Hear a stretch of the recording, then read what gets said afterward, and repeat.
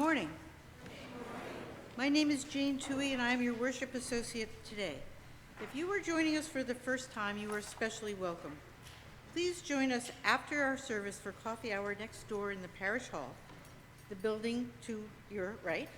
Ours is a non-creedal faith, ever evolving. You can't hear. Okay, let's move this. Oh, let's try this. Is this better? Yes, thank you. All right, you know the first part, right? We're up to the parish hall. Ours is a non-creedal faith that is ever evolving, and we are a bustling congregation. So please, at the end of this service, be sure to peruse the order of service and see what might pique your interest. It is no small thing that we have gathered here this morning, so let us give ourselves to it. I welcome one and all to our church and our worship service. I call your attention to the announcements of meetings, classes, and events listed in Here's What's Going On section of our service. Please take a moment to look through these listings. This morning, I am pleased to introduce our guest speaker, the Reverend Helen Murguida. Many of you know Helen. Helen serves as our affiliate minister and also as a pastoral care associate. She is working with Lee Pearson to start an accessibility team, so if any of you are interested, please contact them. Helen is an educator and a special education administrator. She has taught in private and public school settings from preschool through college level and has served as a special education administrator in the programs at McLean Hospital. She currently consults for the Department of Elementary and Secondary Education for OASIS, the Office of Approved Special Education Schools. In that role, she travels throughout the Commonwealth, reviewing both day and residential programs for students with special needs who are unable to successfully attend public schools. Helen holds a doctorate from Nova Southeastern University and is an ordained interfaith minister through the Chaplaincy Institute of Maine, or CHIME. She also serves on the board of Interfaith Ministers of New England. Helen resides in Newburyport and has two sons, Matthew, who is here this morning. Welcome, Matthew. And Lucas, who is currently a student at UC Santa Barbara. Thank you, and it is good to be together.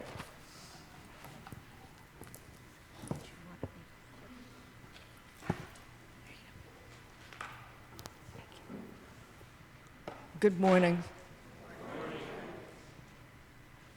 In life, anything can come along the pathway to the house of your soul, the house of your body, to transfigure you. We're vulnerable externally to destiny, but we're also vulnerable internally within ourselves. Things can come awake within your mind and heart that cause you immense days and nights of pain, a sense of being lost, of having no meaning, no worth. A kind of acidic negativity can knock down everything that you achieve in yourself, giving your world a sense of being damaged.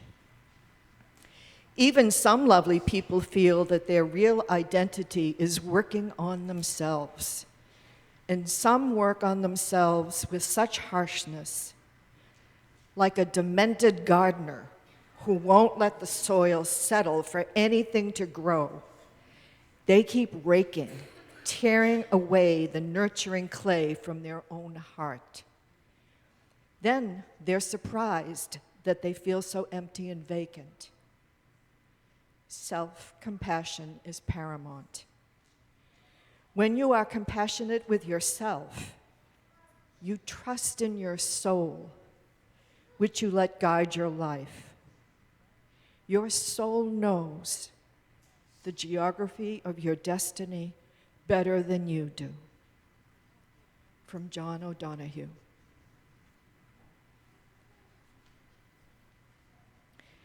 Our choral call to worship is number 83, Winds Be Still. Please stand if you are able. No?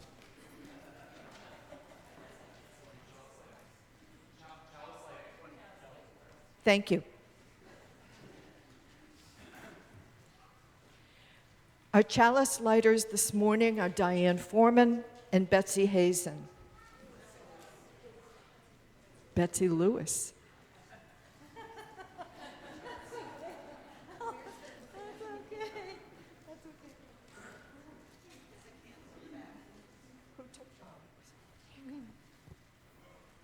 Morning. The words to the chalice lighting are in your order of service. Please follow along with me. We gather this hour as people of faith with joys and sorrows, gifts and needs.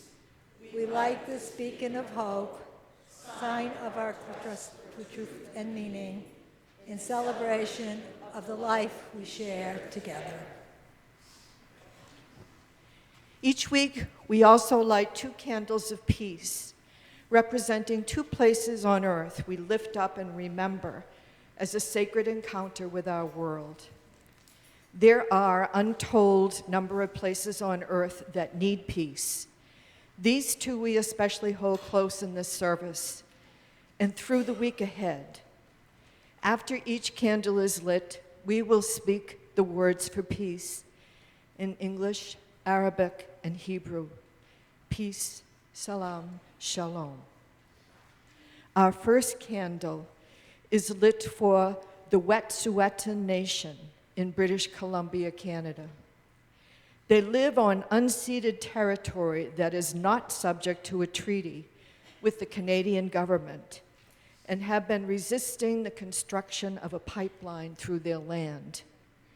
The Canadian government has essentially been waging a war against them for over a year, and the Royal Mounted Canadian Police have now begun arresting their leaders and destroying their camps in order to allow pipeline construction to begin.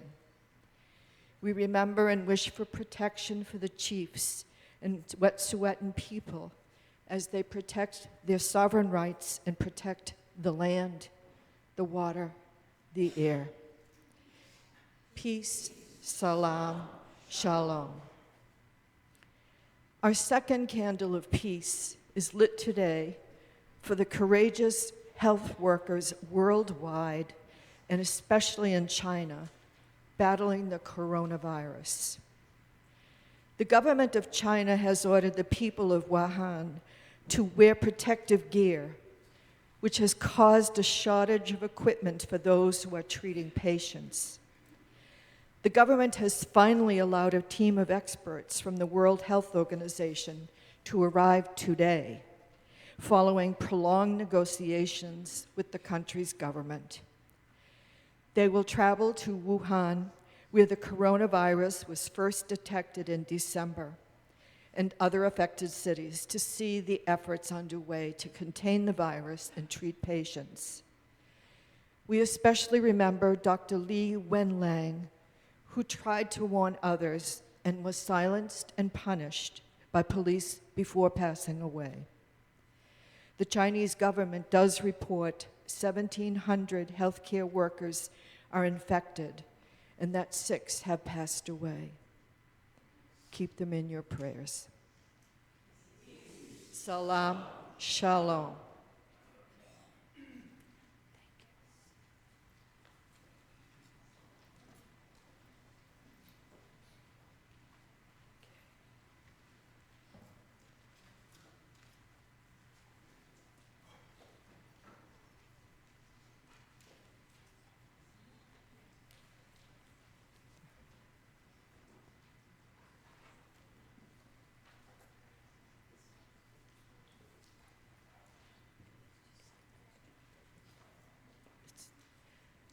Is it this one or this one?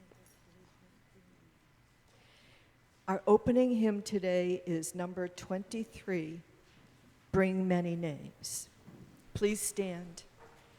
We are reading and singing verses 1, 4, 5, and 6. Number 23. What is that?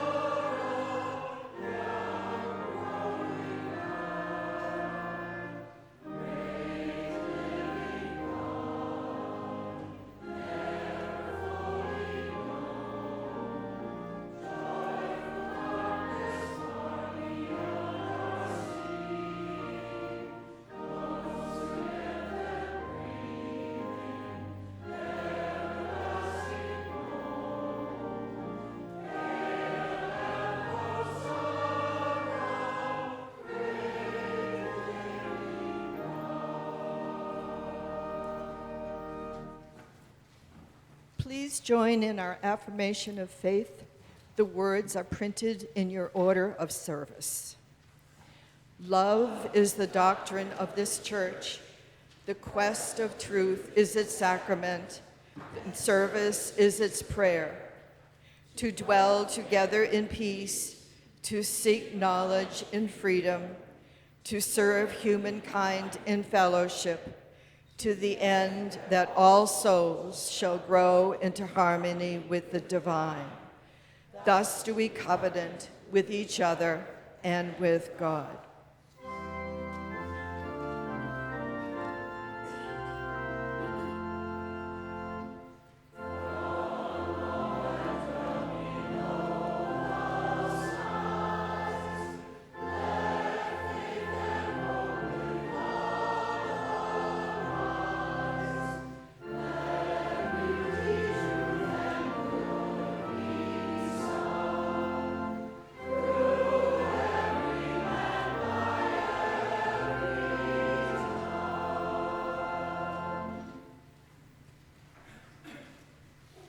Please be seated.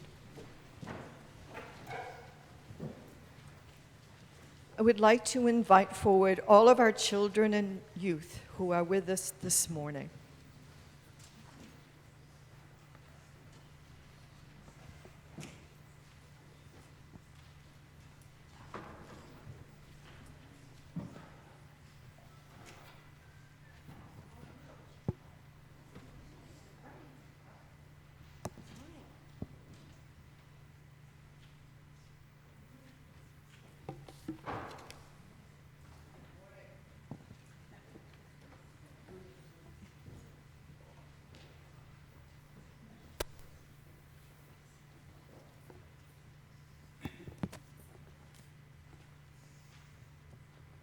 Thank you for joining us during vacation week. I'm going to tell a story today. I'm not going to read a book, but I will tell you the story. And many of you have probably heard it before or read it before. Do you recognize this, The Junkyard War by Patricia Polacco?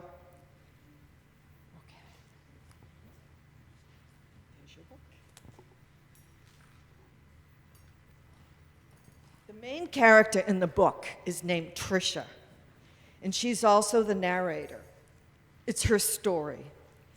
Tricia dedicated her book to Mrs. Peterson and my tribe. I'll tell you that it's not about Indians. Tricia's mom and dad were divorced, and she lived with her mom in California and spent her summers in Michigan with her dad and her grandmother. She hated being in a special needs class in California, so that's why she asked to move. She thought it would be better in a new school. Her new teacher was the lady in the picture there, Mrs. Peterson. Mrs. Peterson, on the first day, walked to her podium and slammed down a big book. It was a dictionary. She said, listen carefully. Genius is neither learned nor acquired. It is knowing without experience. It is risking without fear of failure. It is perception without touch. It is understanding without research. It is certainty without proof. It is ability without practice. It is invention without limitations. It is imagination without boundaries. It is creativity without constraints. It is extraordinary intelligence. And then she closed the book and said, I have written that on the board. I want you all to copy it, take it home, put it on your mirror, put it somewhere where you read it every day. when they went out at recess, everybody was talking about being in a class called the junkyard. One of them said, "You see, all of us are odd. We're all different." Tricia wasn't happy to be there, but she promised her dad that she would try it for a month.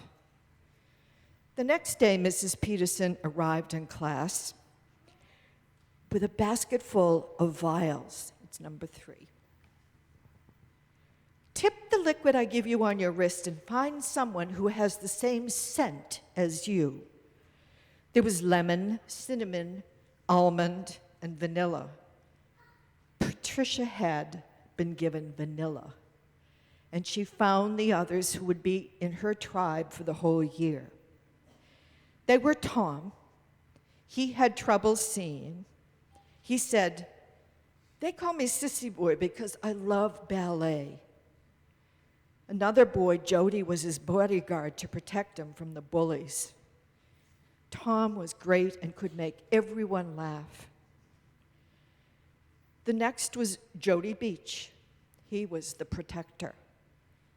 He has a disease that makes him grow too fast. He's also Tom's bodyguard. Jody loved reading and poetry. Was also Gibby McDonald. Tricia tells us he has Tourette's, which means he has tics and shouts for no reason. He was very good at building things. Ravon Sals. She was a foster child who never talked. She was a wizard at math and could draw beautiful pictures on silk fabric. Finally, there was Tricia, the girl who's telling us the story. She couldn't read, but she could draw anything. It ended up that they finally figured out that she had dyslexia and needed to be taught a different way. So they became best friends and got to visit each other, and their parents became friends too. There was, of course, that bully at school, Barton Poole. He made fun of them for being junkyard kids. So Mrs. Peterson marched them to the junkyard. It is a place for wonderful possibilities, she said, finding new things to make out of the broken, new creations. So they all selected items to work on. For the vanilla team, Gibby saw the beauty in an old, broken red plane. He knew it would be something that could be fixed to fly better and maybe even fly to the moon. The cinnamon tribe made a vibraphonium out of old tubes. The almonds made a hanging wall maze device, which with a shove moved everything, rang bells, twisted, rocked back and forth. The lemons made that machine. The vanillas named their plane the Junkyard Wonder, but it needed a motor. To raise money to buy a motor, their moms baked cakes and sold cookies to help them get money. And the dads sponsored car washes. They got permission from the principal to fly it off the roof during the science fair, which they did. Mrs. Peterson helped them all believe in themselves that they were geniuses. They started the school year feeling sorry for themselves because they were viewed as different in a special needs class. All it took was one great teacher who valued them for their intelligence and uniqueness, and caring, supportive, and loving parents who believed in them and helped them while encouraging to grow. The vanilla tribe had perseverance and grit. I have a rainbow-colored ribbon, and when you go off after we've shared the story, you can get one of them too. It reminds us how unique and special we all are. None of us have brains that work the same. Someone else is just as wonderful as you are. It's a reminder to love yourself for being like no one else and to respect the uniqueness of other children. Go in peace and enjoy your quiet time together.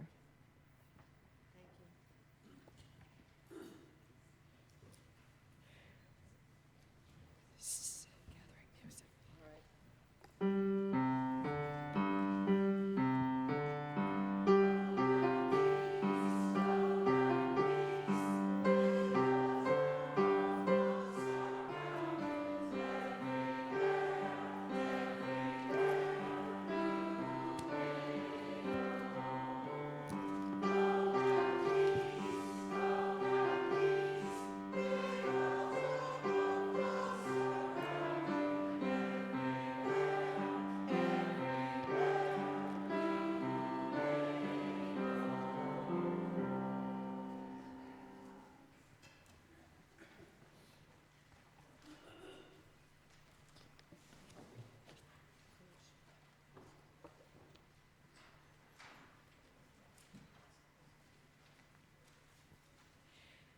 Our collection for a cause this month supports the Massachusetts Coalition to Prevent Gun Violence, which was founded in 2013 after the tragedy at Sandy Hook Elementary School.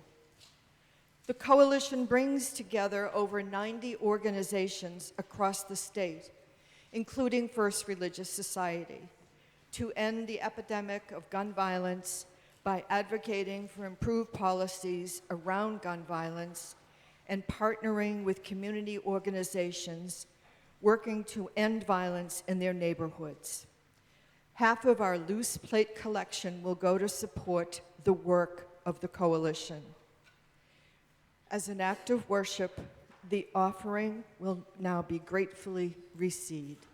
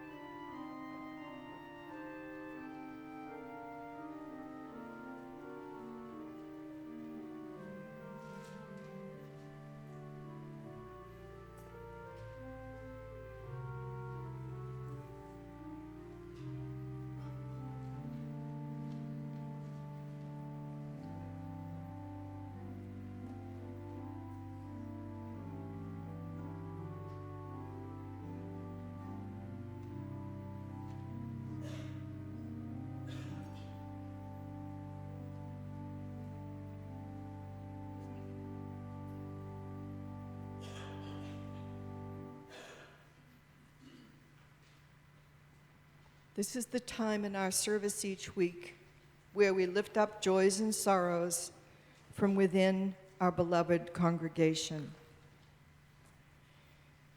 We share the sad news that Bruce DeVoe's brother, Simon, died suddenly last week in Florida. Bruce, his sister, and her husband are in Florida making arrangements. He asked that we hold them all, including John, in the light. I'm sure that cards sent to his home in Amesbury would be greatly appreciated. Please say a prayer and keep in your thoughts the family and friends of Cassie Hepner, who died last Sunday in a tragic and senseless death at Timberland in Stratham, New Hampshire. She was a colleague and friend to FRS member Amy Toshert and all of her colleagues there. Remember Jean Fitzpatrick in your thoughts. Jean had surgery on Thursday at Brigham and Women's and hopes to be home this week. As we remember all the joys and concerns upon your hearts that unspoken are held just as dearly.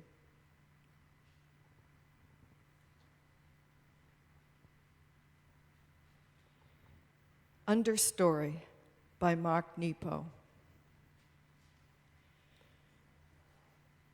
I've been watching stars rely on the darkness they resist, and fish struggle with and against the current, and hawks glide faster when their wings don't move.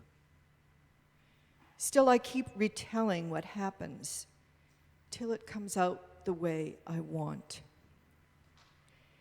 We try so hard to be the main character when it is our point of view that keeps us from the truth. The sun has its story that no curtain can stop. It's true. The only way beyond the self is through it.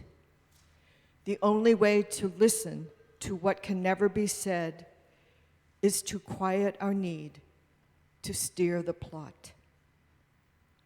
When jarred by life, we might unravel the story we tell ourselves and discover the story we are in, the one that keeps telling us.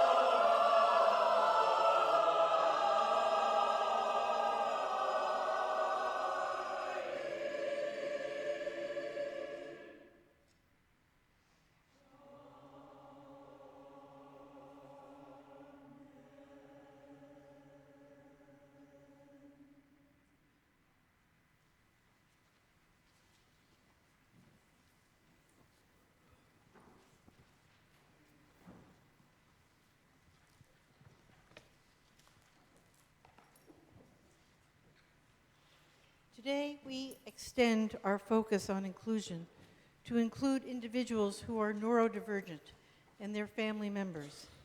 By neurodivergent, I mean individuals who have variations regarding learning, attention, special social ability, mood, and mental functions.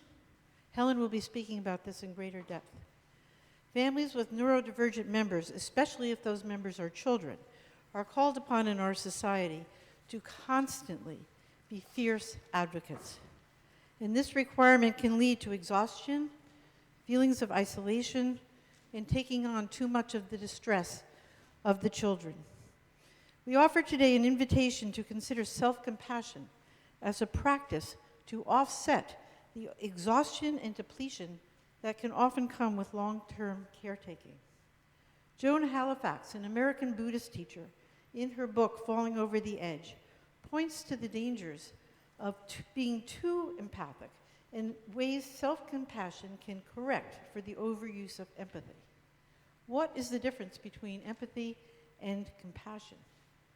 Halifax describes empathy as the capacity to include another being into our awareness in a way that enables us to sense what they might be experiencing physically, emotionally, and cognitively. Empathy is feeling into another, while compassion is feeling for another, accompanied by the aspiration to take action on behalf of the other. Halifax points out that when we identify too strongly with someone who is suffering, our emotions might push us over the edge into distress that might mirror the anguish of those whom we are trying to serve. If our experience of his or her suffering overwhelms us, then empathy distress can also cause us to go numb, to abandon the other in an effort to protect ourselves from suffering that feels too heavy to bear, and to experience the symptoms ourselves of stress and burnout. An experiment conducted in 2011 at the Max Planck Institute in Germany illustrates the dangers of overuse of empathy and the ways that compassion can heal. In 2011, Matthew Ricard, a Tibetan Buddhist monk, climbed into an MRI machine and was asked to generate empathy when contemplating the sufferings of others. The night before, Matthew had watched a BBC documentary about orphans in Romania, and he was deeply disturbed by their plight. Although the children were fed and washed, they failed to thrive, as they received little or no human affection. The lack of affection had caused severe symptoms of apathy and vulnerability. Many children were just rocking back and forth for hours. Their health was in such bad state that deaths were a regular occurrence in this orphanage. While in the MRI machine, Matthew mentally immersed himself in the sufferings of the children, visualizing them vividly and sensing their horrendous situation as though he were one of them. Rather than modulate his experience of their suffering, he allowed himself to feel their pain and suffering as deeply as possible. Before long, he was overwhelmed, drained, and exhausted. After an hour of this intense practice, Matthew was given the choice to either continue with the empathy practice or to switch to compassion meditation. He switched to compassion meditation, continuing to focus on the suffering of the children. However, this time, Matthew intentionally generated feelings of loving kindness, concern, and altruism as he brought to mind the extreme suffering of these orphans. As the experiment concluded, Matthew described his own experience during compassion as a warm, positive state coupled with a strong desire to be of service to the children. This was a stark contrast with what he had experienced during the empathy part of his experiment, in which he was completely drained and exhausted. His brain also reflected these remarkable differences as well. Brain scans showed that his experience of empathy was registered in the neural networks that are associated with pain, and his experience with compassion registered in a completely different set of neural networks, ones associated with positive emotion, maternal love, and feelings of affiliation. This dramatic difference surprised the researchers. So this is an invitation to those of you who are parents of children who are different in any way, or have family members who might be autistic or have ADHD or Asperger's, different ways of learning, different ways of socially relating, to pause periodically and hold yourselves in self-compassion. In her service on February 2nd, Reverend Rebecca invited all of us to accept our whole lives, including the broken parts, with self-love. To self-love, we are adding self-compassion. For me, self-compassion means intentionally generating feelings of loving kindness for myself. Psychologist Dr. Kristen Neff, who also studies the effects of compassion on the brain, suggests a 4-phase phrase mantra, which I personally have found to be very useful in moments of suffering. This mantra is, this is a moment of suffering. Suffering is part of life. May I be kind to myself in this moment. May I give myself the compassion that I need. This mantra is printed in your order of service. May the practice of self-compassion bring some ease and peace to you who so richly deserve it. Please rise in body or spirit and join together for our next hymn, number 86, Blessed Spirit of My Life.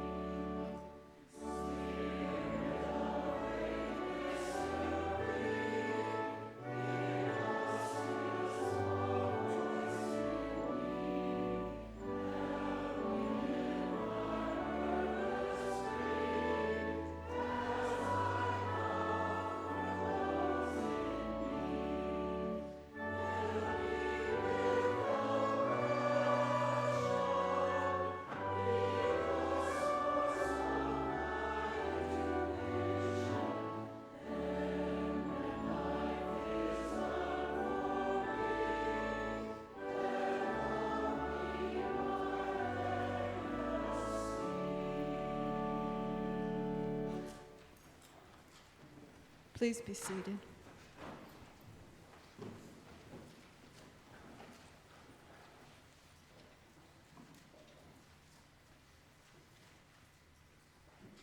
Thank you for being patient with me.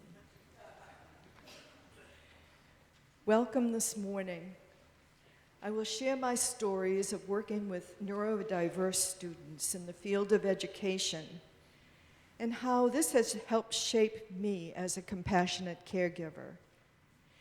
These reflections have helped me to articulate where I stand with self-compassion as definitely a work in progress. The Autism Society Advocacy Network has a poster that states, "Nothing about us without us." As a neurotypical, I will try to report my opinions and observations personally and carefully, but from an outsider looking in. Let's start with a simple working definition for neurodiversity. This comes from Nick Walker, a neurodiversity activist. Neurodiversity is the diversity of human brains and minds, the infinite variation in neurocognitive functioning within our species. Like snowflakes, no two brains and no two minds are exactly alike.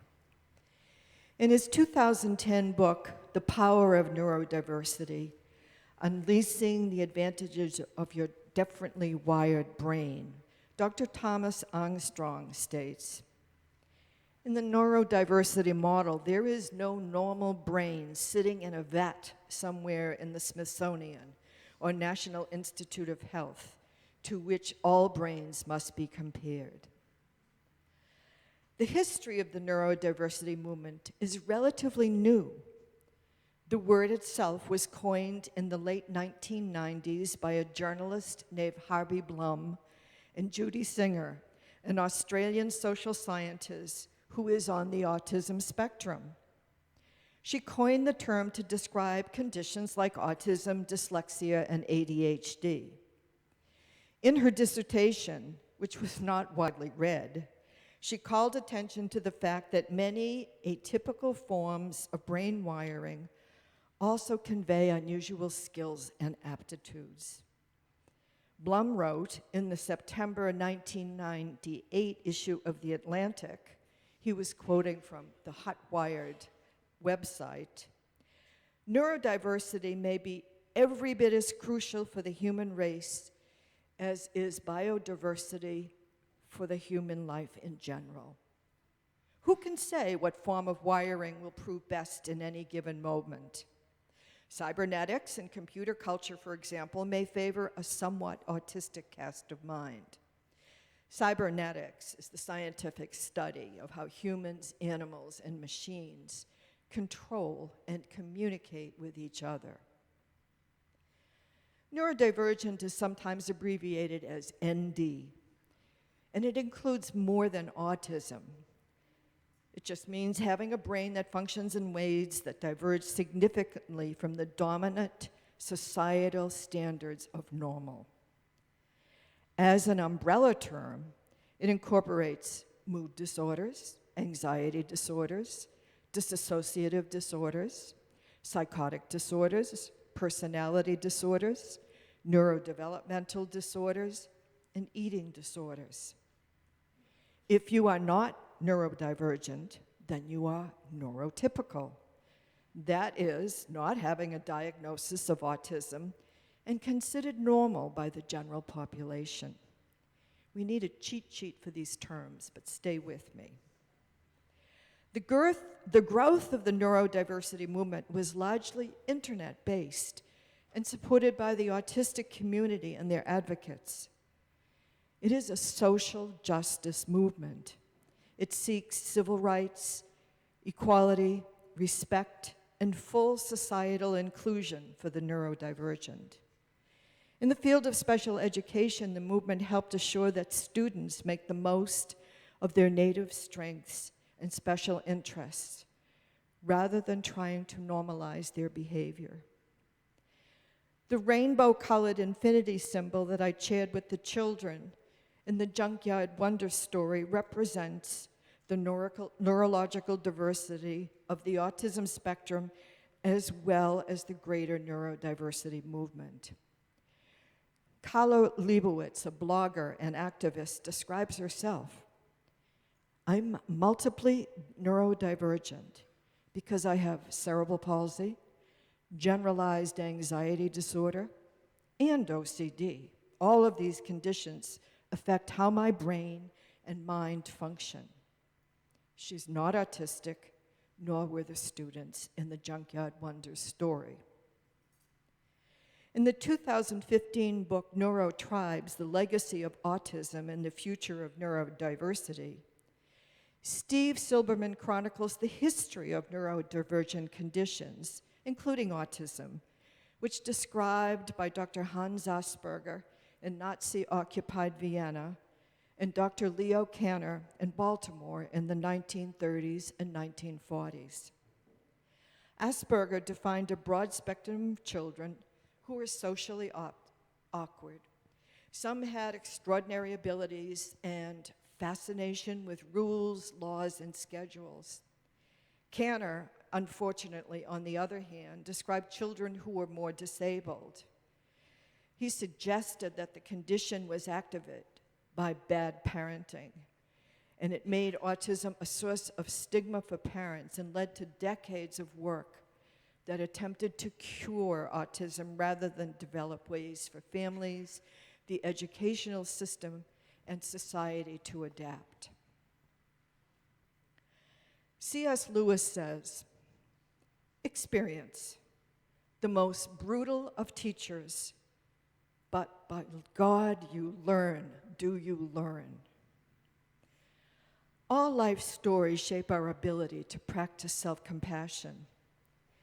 This part of my life story begins in 1966 as a teacher at the Cotting School in Boston, then called the Industrial School for Crippled Children, and when founded in 1892 was called the Industrial School for Crippled and Deformed Children. The children at the school were not described as neurodivergent. The label did not exist.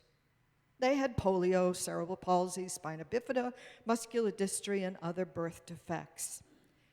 What I learned in retrospect, I was not only their teacher, but also their caregiver. Being in a wheelchair, using a walker, using braces and crutches, having prostheses were all obvious limitations. Nothing was hidden. We did not have conversations about the deep emotional pain of living with a physical handicap. I was compassionate. Yes, I felt their pain and their suffering. However, I think that I also felt pity. For me, a very different word and harsh, a tough word. Pity expresses a negative evaluation of the bad situation of others. People don't want to be pitied. I don't want to be pitied. In 1972, I retired from the Cotting School to start my family. A college friend and I founded the Pentucket Workshop Preschool in Georgetown. She was a social worker, and I was a special education teacher. From the very beginning, parents of children who were different gravitated to our program. We were an integrated preschool before the term existed. Chapter 766 had just been passed in 1972. I learned that many of our students had hidden disabilities, such as Asperger's syndrome and high-functioning autism. The children ranged in age from 3 to 5, so many, if not most, were still undiagnosed. Many of them weren't even toilet trained. The teachers at Pentucket were compassionate caregivers. They were patient, organized, cheerful, creative, and intuitive. We laughed a lot. We supported each other. We became the Pentucket tribe. You must laugh if you're covered with orange paint, have a child throw up on you, or cry for 20 minutes because they didn't get the green straw. We learned if a lesson is falling apart, let it go. Go to the playground, even if it's raining, especially if it's raining. Children and parents were treated with dignity and respect. Children with communication problems cannot, will not express their feelings, so they act them out. When safe and secure, they use words, which sometimes needed interpreting. But if we got their intent wrong, they would let us know. We heard about their mean siblings, how they missed their deceased grandparents, and how they really wanted a pet. As the spiritual teacher and author of The Seed of the Soul, Gary Zukav says, caregivers attract caregivers and live in a community of love. They are energized by their caring, fulfilled, and they love life. I also worked as an administrator at a day school program at McLean Hospital with multiply neurodivergent students. The students had autism spectrum and related disorders, and at that program they focused on intensive social pragmatic learning and learning consequences to their actions. They came feeling unsuccessful and were often, if not always, diagnosed also with anxiety and depression. A highly structured and predictable environment was key for them to be able to access learning, as they were taught strategies to regulate their emotions. I learned that the intensity of caregiving by their parents was heroic. My current job is working as a consultant with the Office of Approved Special Education Schools, OASIS, within the Massachusetts Department of Elementary and Secondary Education. Our task is to ensure that all students are safe, educated by qualified staff, and receive specialized instruction to meet their individual needs, and to see that state and federal special education and civil rights requirements are implemented. OASIS schools range from schools for the blind, the deaf, to schools for very high-functioning Asperger's students, low-functioning autistic students, to secure residential schools for very troubled youth. As Leo Biscaglio says, too often we underestimate the power of a touch, a smile, a kind word, a listening ear, a compliment, or the smallest act of caring, all of which have the potential to turn a life around. A quote from Rosalind Carter. There are only 4 kinds of people in the world: those who have been caregivers, those who are currently caregivers, those who will be caregivers, and those who need a caregiver. Many here today, if asked if you are caregivers, would say, no, I'm just doing my job. Fine, thanks for asking. Self-identification as a caregiver is an essential first step in overcoming the enormous responsibilities your role entails. You are caregivers for adults or children with disabilities, people with mental illness, people who are chronically ill, older people who have difficulty coping with daily living, and people who are terminally ill or suffering from life-limiting disease. There's a difference between short-term and long-term caregiving. For example, when I officiate at a memorial service, I'm intensely involved in the sacred task of caring for the needs of the grieving family to say goodbye to their family member with dignity and respect within a religious or non-religious framework. This is often complicated due to estrangement, ill will, anger, resentment. After interment, I do not have contact with the families. I have one shot at doing it right. We all have experienced brief encounters that have a long-lasting effect on us. And conversely, think of all the times that you have made a positive difference.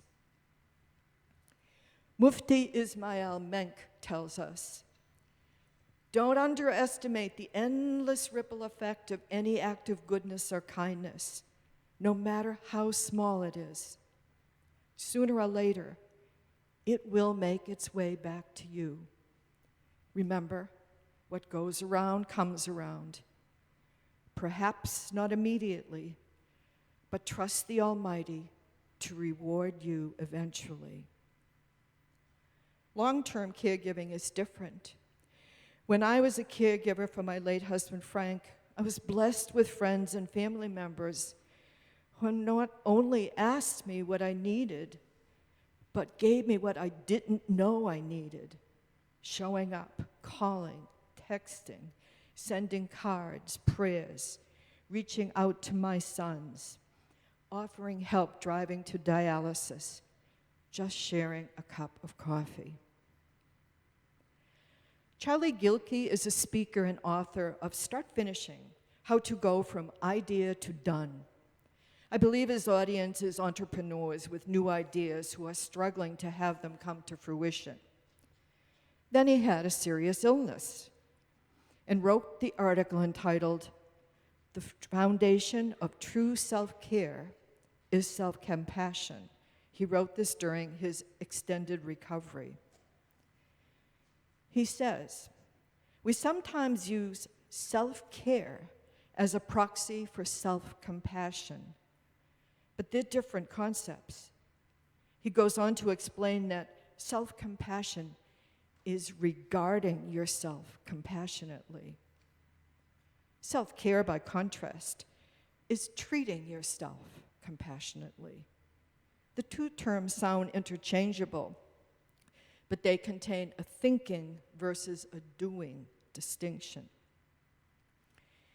These are Gilkey's suggestions for practicing self-compassion that worked for him. 1, replace.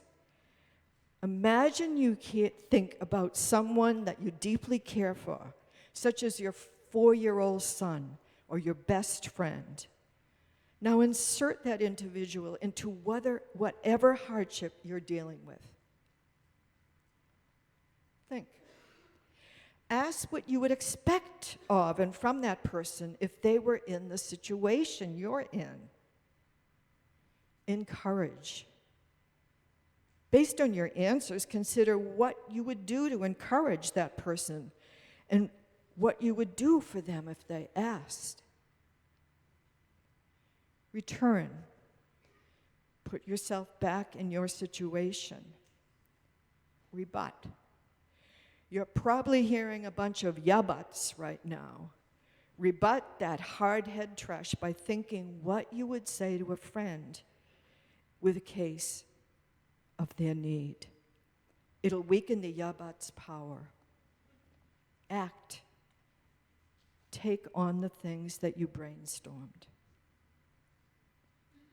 Self-compassion is challenged in instances of perceived inadequacy, failure, or general suffering. It's hard to be warm towards oneself when encountering pain and personal shortcomings. There is an old aphorism: true justice is paying only once for each mistake.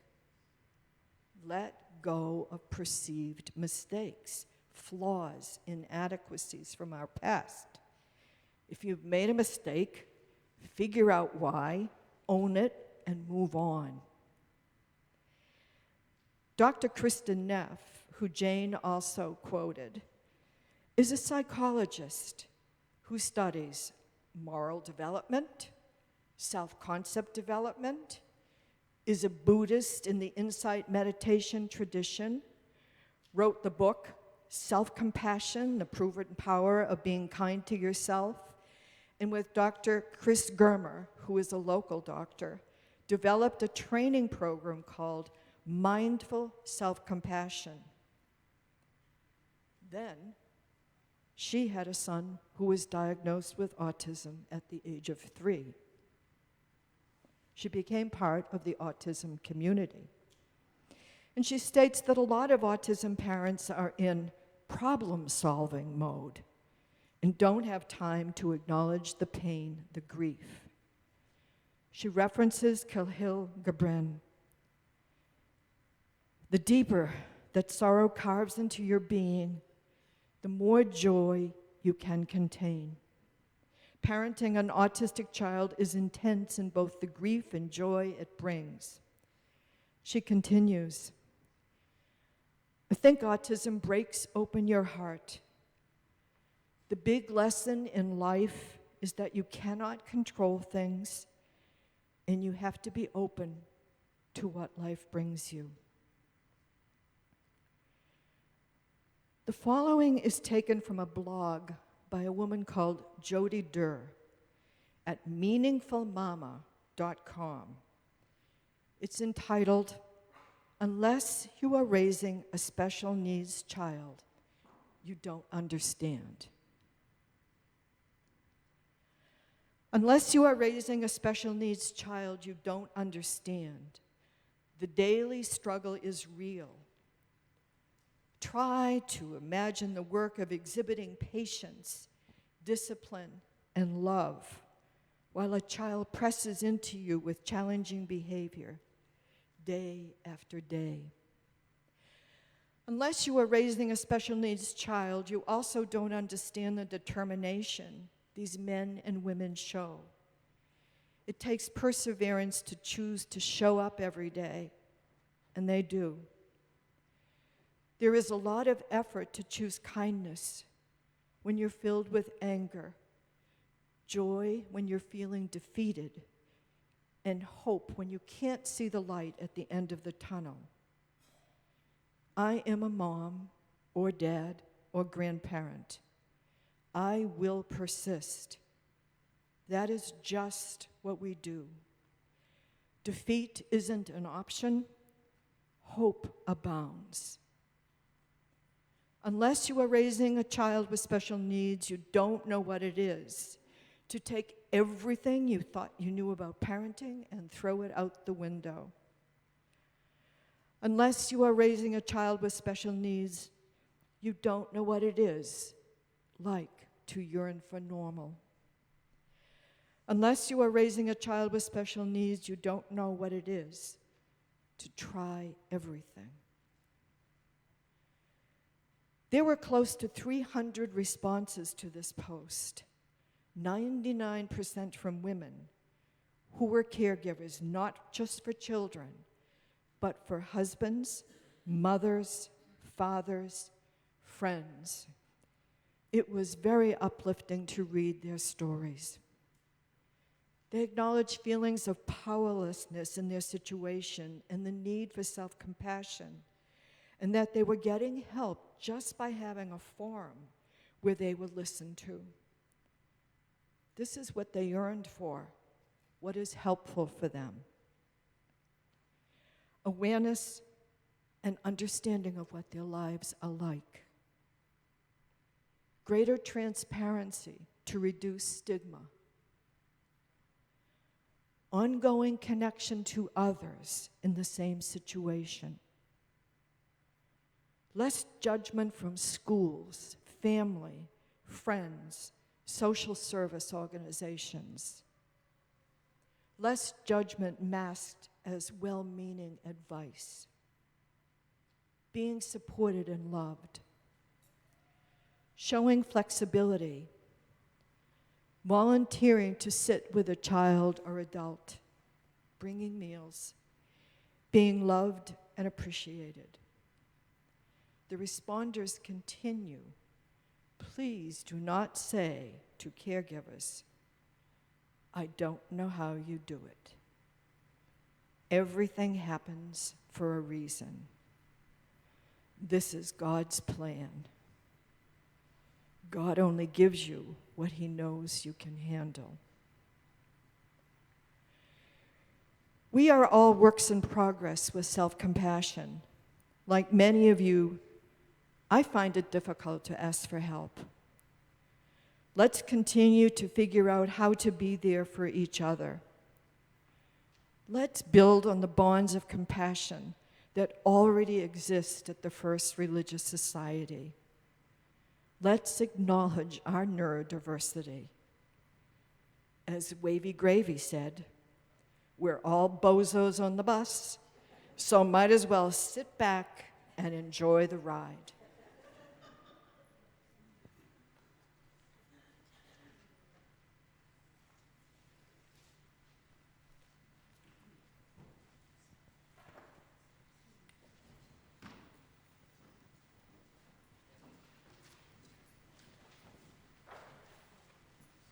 Please rise in body or spirit and join in our final hymn, number 1007 in the Teal book, There's a River Flowing in My Soul.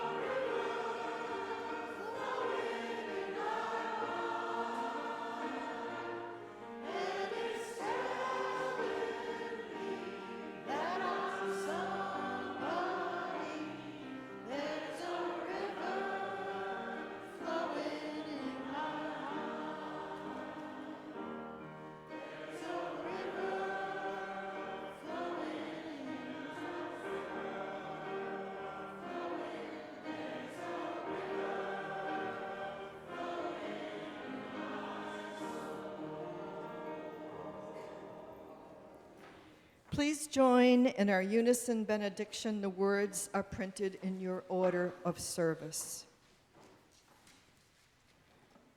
May the love which overcomes all differences, which heals all wounds, which puts to flight all fears, which reconciles all who are separated, be in us and among us, now and always. As we go, I offer this blessing to all of us who are caregivers. Though unknown and often unnoticed, you are heroes nevertheless. You walk by faith in the darkness of the great unknown, and your courage, even in weakness, give life to those in your care. May you be encircled with love, have your fears calmed, have optimism in your heart, your hope renewed, calmness of demeanor, peace for your mind, courage to hope, and grace for each moment.